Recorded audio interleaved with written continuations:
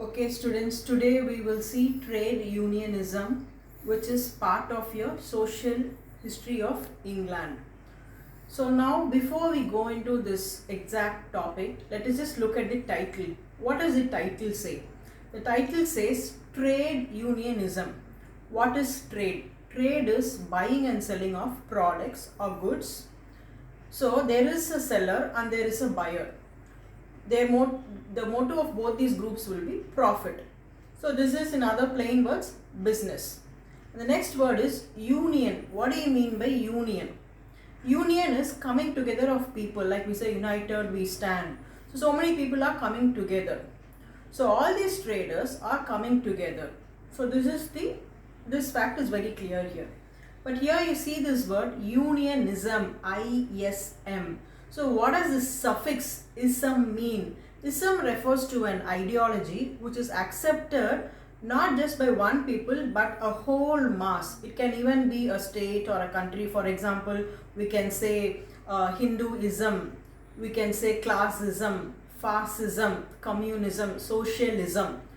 So there are a lot of people who believe in say communal values, and that is called communalism. People who believe in Hindus, then they are called Hinduism. So it does not restrict itself to very few people or a community, but to a whole nation at large. So here we are talking about an ideology, a concept. It can be at the political level or it can even be at the corporate level. So this is the exact explanation for trade unionism. So now that we are handling with the social history of England, we are going to look at the concept of trade unionism as practiced and established and modified in Great Britain. So in the year 1799, exactly a year before the 18th century, England, the Prime Minister of Great Britain was William Pitt, called the Younger also. William Pitt the Younger, that is how he was always referred to. So he passed an act called the Combination Act. So what does this act say? This act said that people should not combine together under the terms of their work. For example, people who are working in a textile mill should not form together as a group. So this is the act that was passed by him in the year 1799. So what is the other side of this act is that generally we know after industrial revolution, lot of industries sprang up in England. There were so many workers there, laborers there, and due to the social condition and political condition and even due to the spread of plague, many people were severely affected. They could not make any money and their health condition was very bad, and the government could not concentrate on all their well-being. So under such circumstances, these people will gather together as a group, as laborers, and they will fight for their rights. But this act prevented them from fighting for their rights. So this went on for some time. And then in the year 1832, there was a person by name Francis Place, P-L-A-C. Place means we refer to a place, but this is the name of a person itself. So who was he? He was actually a businessman into the leather trade. He was making leather pants and selling it, and his business did not do well. And he later on thought that the laborers there were not treated well. And so later on, being a social reformer, first thing, what is a social reform? So social, society at large. Reform means there is an existing pattern and you want to reform it. You want to change it, bring it back. In Tamil, the exact word will be equivalent will be Samuga Seerthirtham. So there is an existing pattern, you want to make it better. So he was a social reformer and he thought that this Combination Act was not in favor of the laborers. And as we saw earlier, his business also was not doing well, and he became a social activist. And so he started this trade unionism movement, which was a direct dig against Combination Act. So now we can understand that Francis Place is going against the government to fight for the rights of the laborers. And then later on, So as of now we have seen two names: William Pitt, the Prime Minister of Great Britain, and the other one is Francis Place, who was a social reformer. And then we find that there's another person by name Joseph Hume. So who is this Joseph Hume? So he has a lot of connections with India. That's the first thing that I'd like to tell you. He was basically a doctor, a surgeon, and he was in India for a while, for quite some time, and he even later on joined the Indian Civil Services. And there is also an information that even way back in the 17th century, exactly in 1777, he was one of the persons who laid the foundation of the Indian National Congress. So what I'm trying to say is that he has a very strong connection or tie with Indians. And this person, later on when he returned to England, he became a member of the British Parliament.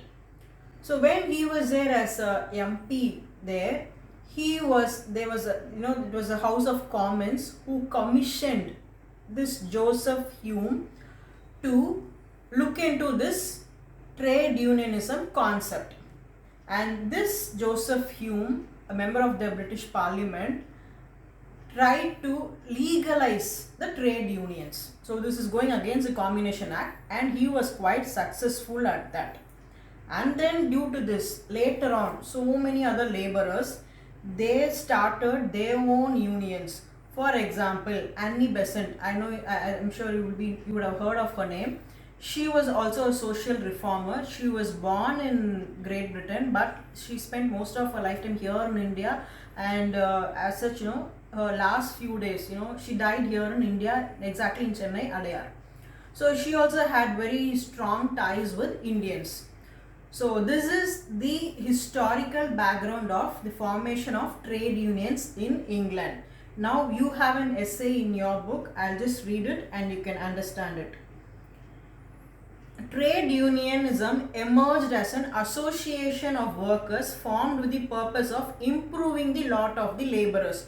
So this is an association, a group of people are formed for what? To improve the working conditions of the laborers. It was a platform for the workers to redress. Redress means to rectify, to correct their grievances. Grievances means they have a complaint. They think they don't deserve that bad condition, and so they want to rectify it. That is called redressing their grievance.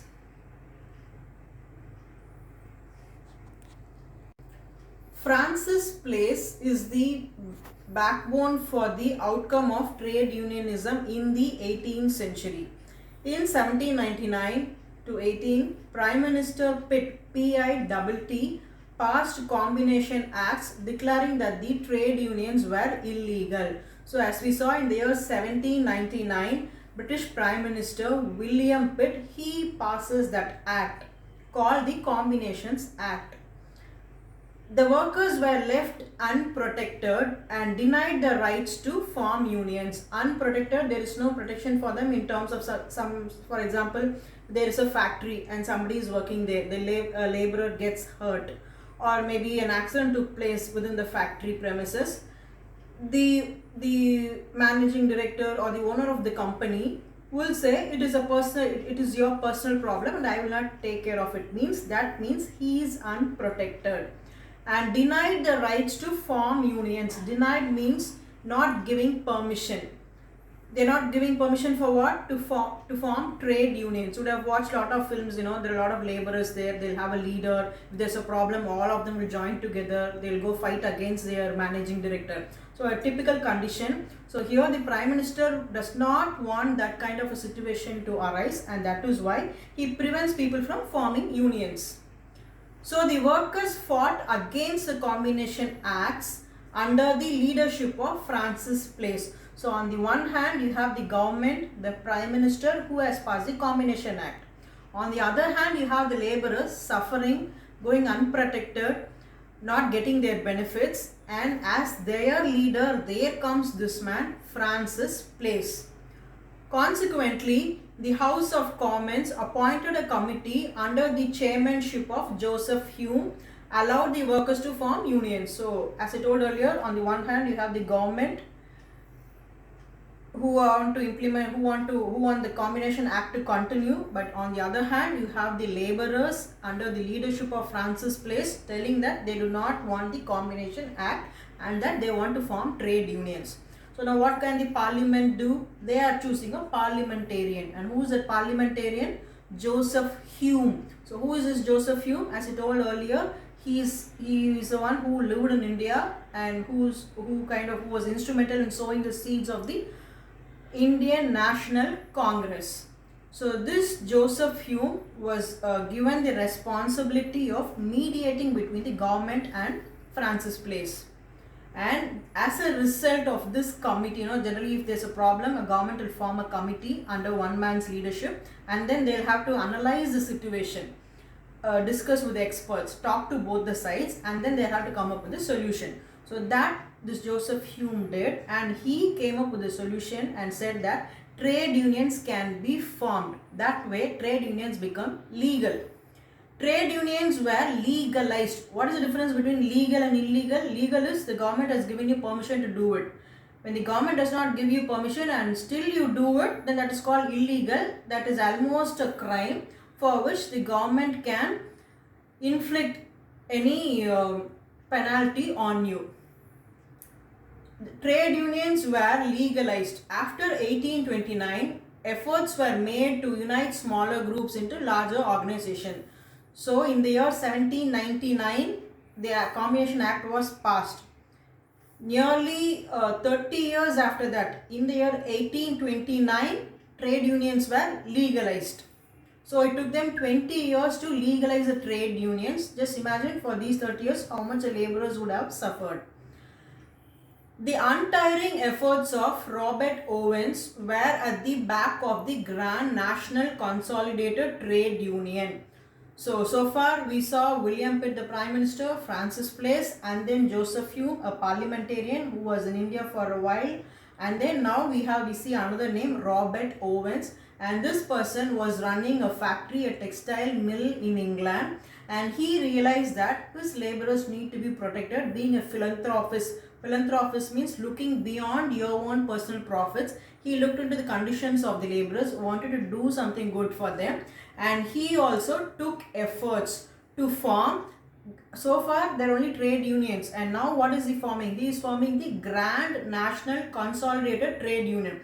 So grand means on a larger scale, national at the national level, consolidate means in Tamil equivalent to be ஒருங்கிணைக்கப்படுவது of all the trade unions. So far we're talking about only trade unions. Now all the trade unions can be brought under this particular union, which is GNCTU, and this was formed by Robert Owens.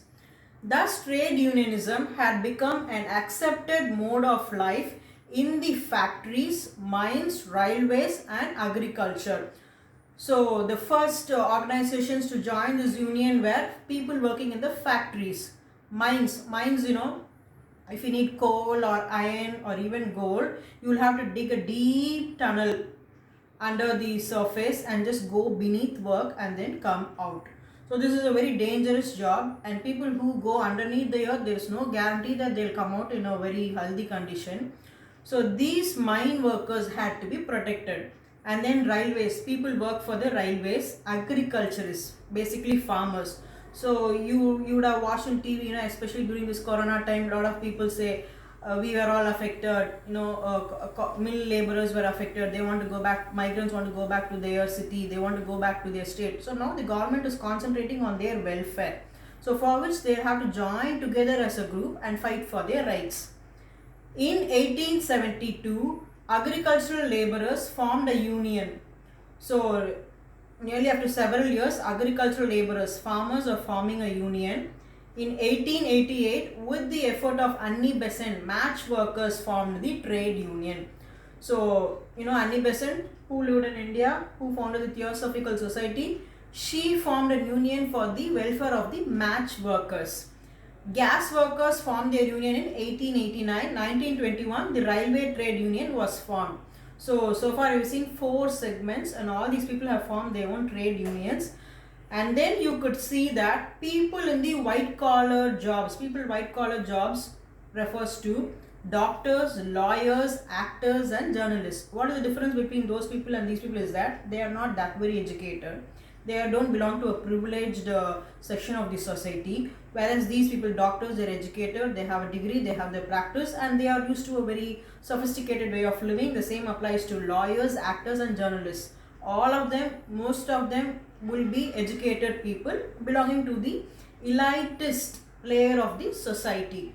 So in the year in 20th century, these people also started to form unions, and they have their unions to fight for the rights and privileges. Thus, unions have become the way of life in the democratic setup. So why do they form unions? Maybe doctors would have watched it in TV. Sometimes they say we need a salary hike, or we need a particular right, we need this protection, we need insurance. So all these things they can raise their concerns only if they raise their voice together as a group. They can draw the attention of the government. Basically, primarily, this is the concept for which trade unions are formed, because as a single person they won't be able to draw the attention of the higher authorities. So this is the basic crux of forming trade unions. Now what you have to do is, maybe you can find out the names of the unions formed by doctors in India, lawyers, actors, journalists and even other laborers. So that you can do as an exercise. Thank you.